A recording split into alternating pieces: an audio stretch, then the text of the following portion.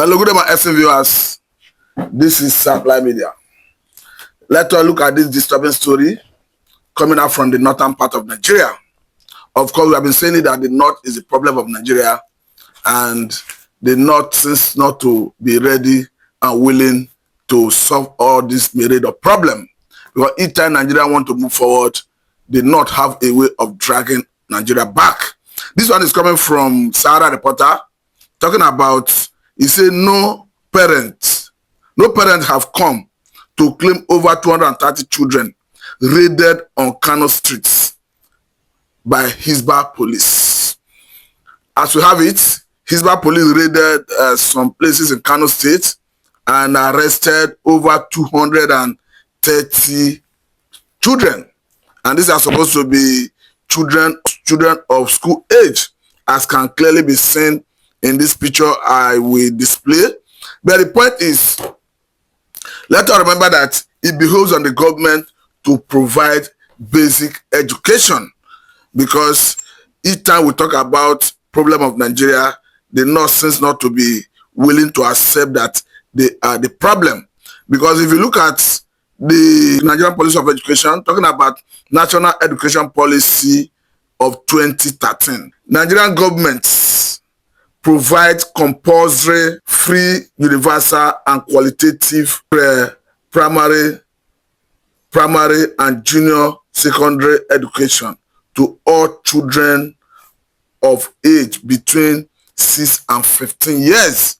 Of course, we understand that it behoves on government to provide this level of education to the people. And I think we are going to be calling out the governor of Kano State, who, of course, we have seen that these children that is being raided are supposed to be of school age, that the government should take urgent steps to address it, because it's a menace to the society. And this is the reason we often see Nigerians in the north being radicalized by Boko Haram, Hisbah, and Salu terrorist organization, being radicalized generally, because the money federal government used in fighting insurgency would have been used to develop other sector of the economy. And each time we vote money into fighting of terrorism, you find out that the money, it takes a good chunk of our national budget. So the government, as a matter of urgency in this northern part of the country, should address this.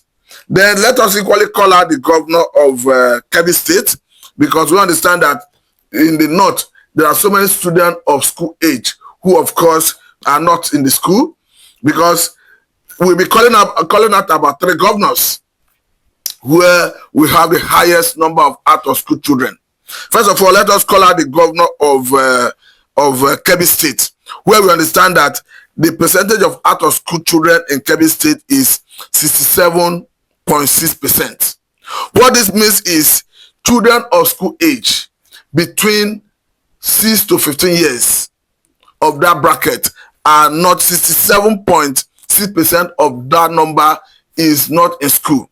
So this is a direct challenge to the governor of Kebbi State, talking about Nasi Idris, that he need urgent, this area needs urgent attention, because we are talking about a situation where children are allowed to roam about, are not catered for. At the end of the day, they become vulnerable to be recruited by terrorists to start causing havoc, mayhem, and all of that in the society. The likes of Toji Bello, I think if he was properly educated and nurtured, I don't think he will get to the level where he's now holding territory, burning down military vehicle and all that. So that's why we said the north is the problem of the country. Then let us equally call out the governor of Sokoto State.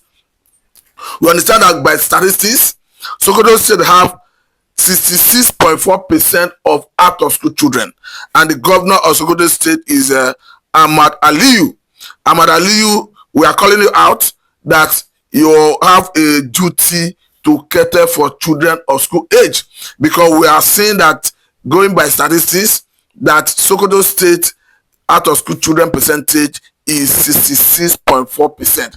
And we are talking about children who are between 6 years and 15 years, who are supposed to be in school. who the constitution have given the government, the responsibility to make sure these children acquire compulsory, qualitative, free education up to at least junior secondary school level. So I think the secondary state governor should take note and address this to save the country this challenge of having children who are vulnerable to be recruited into banditry, into terrorism, into a manner of crime. Of course, the uneducated mind is vulnerable to be radicalized. So I think the secondary state governor should equally take note. Then let us equally call out the governor of Yobe State, talking about May Mala Buni, who of course we understand his state. You have 62.9% of out-of-school children who are not in school, going by the statistics available. I think the governor of Yobe State should take note and take urgent step to address it, because all this is why we see serious level of insecurity in the country. Because it doesn't matter anybody's opinion, if the child that is not educated and allowed to roam about in the street, we definitely turn around to become a menace in the society. We definitely turn around to become an issue for the people, because from the psychological point of view, it sees the child, a newborn child, the brain, as a tabula rasa. Until the caretaker write anything he or she wishes to write. So by the time the child brain is left empty, the caretaker, the parents are not willing to write anything. Of course, the evil influence in the society will help them to mold the child. Of course, we understand that is why the Bible says, train the child the way he should grow, so that when you grow up, he will not depart from it. But let me get the reaction of some Nigerians from Twitter as we look at opinion of people, so that we understand how Nigerians are viewing this particular issue. This one is coming from Nonsense. He's saying, if you look at the whole 200 children, not one will be Fulani there. Fulani are oppressing Hausa people in the north. He's saying that Fulani are oppressing Hausa people in the north, and if you look at the over 200 pupils or children raided by Hisbah police, that none of them will be Fulani. And it doesn't matter whether they are Fulani or not, but the governor of the state have a responsibility to provide free, qualitative education, at least up to the level of junior secondary school. We understand, going by the picture of those students, or rather pupil, they are within the age bracket of between 6 and 15 years. So they are clearly people that the government owes a responsibility to educate. Let us equally look at another. This one is coming from Uche Bakadi, saying that Hisbah feigning regrets when born throw away the norm of street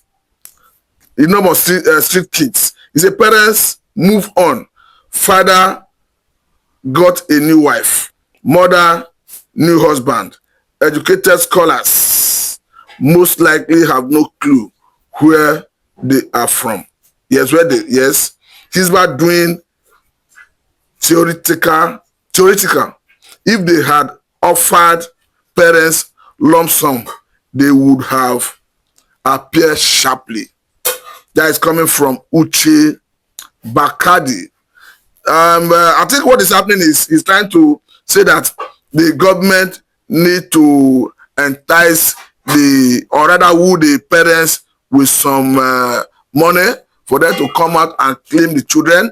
But the point is, even if the parents are coming out to claim the children, we are saying here that it behoves on government, who have the responsibility to provide basic education for these children, to do so at least up to junior secondary school. That is what the constitution says, going by that law of basic education, talking about National Education Policy of 2013, that says that the government have a responsibility to provide compulsory, free, universal basic education Of course, I think Nigerian government should take note of that, but particularly the state government, where we are recording all these high level of out of school children in the streets.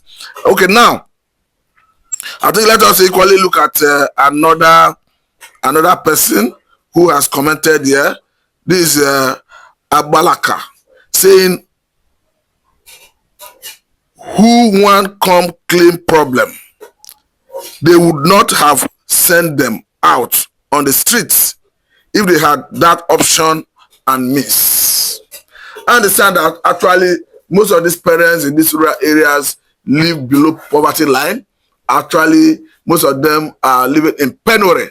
But that notwithstanding, there is no justification behind burning a child and allowing the child to roam on the street, or even leaving the child to fend for his or herself at the age of 6 years, 3 years, 4 years, 8 years. I think is something that must be discouraged, and the authorities must take note of this.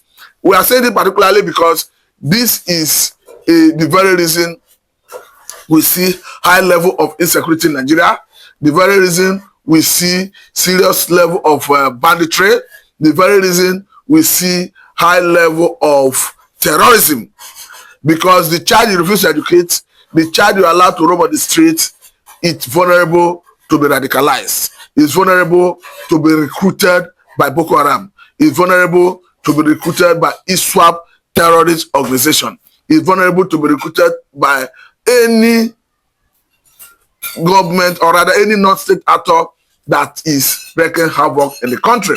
And of course, just like I said earlier on, from a psychological point of view, it says that the newly born child, that the brain is seen as tabula rasa, a clean slate, on which the caretaker write anything he or she wishes to write. So on that basis, I think the government should realize that they own these children a responsibility of basic education. Nobody is saying they should take them up to tertiary level, but at least to the point or to the level where the constitution says that they owe the child the responsibility. Let us start seeing the government having programs to bring all these children back to school. Then coming to the issue of poverty in the northern part of the country, though it's not restricted to the northern part of the country, but I think it's more predominant in the northern part of the country. And again, these are people who have ruled more than any other region in the country, and you still see this level of out of school children in that region. You still see the level of abject poverty in that region. I think it speaks volume of the nature of leader Nigeria have produced, or rather the nature of leaders Nigeria have produced. And to that extent, I think federal government should synergize with all the state governors, or state governments rather, as a way of trying to come up with policies that will address the concerns of the vulnerable. Because however I look at it, as a government, it behoves on you to cater for your citizens, particularly their welfare. The constitution is unambiguous about it, to the point that the constitution of the Federal Republic of Nigeria, specifically section 14 of 1999 constitution as amended, says that the welfare of Nigerians and their security shall be the primary purpose of governance. So to that extent, I think the government should see what they can do, particularly at the federal level, to have a comprehensive register of the vulnerable. When I'm talking about vulnerability this time around, the people who are living below poverty line, to see how they can start catering for them. We understand that the effort of government to do so in the other time hit a brick wall when the suspended Minister of Disaster Management, and talking about Better Do, was reported to have paid money meant for the vulnerable. I think in Lagos State and Akwa State to individual accounts. But I think the government by now ought to have addressed that and move ahead, because there are so many people begging for attention, particularly people in this category, people in this bracket, who of course do not have means of survival, who of course have seriously received at the receiving end of government policies, who the government policy have seriously impacted on. So I think the government have a responsibility to see how they will address that concern, because to an extent, I don't think if a parent who have what it takes to train the child will allow the child to roam in the streets, just like we are seeing in Kano State, where Hisbah police have to go and start raiding the people and taking them, asking people, the parents, to come and clean them. And as we speak, nobody, no parent is willing to come forward to claim a child of 10 years, a child of 6 years. I think this is quite disheartening.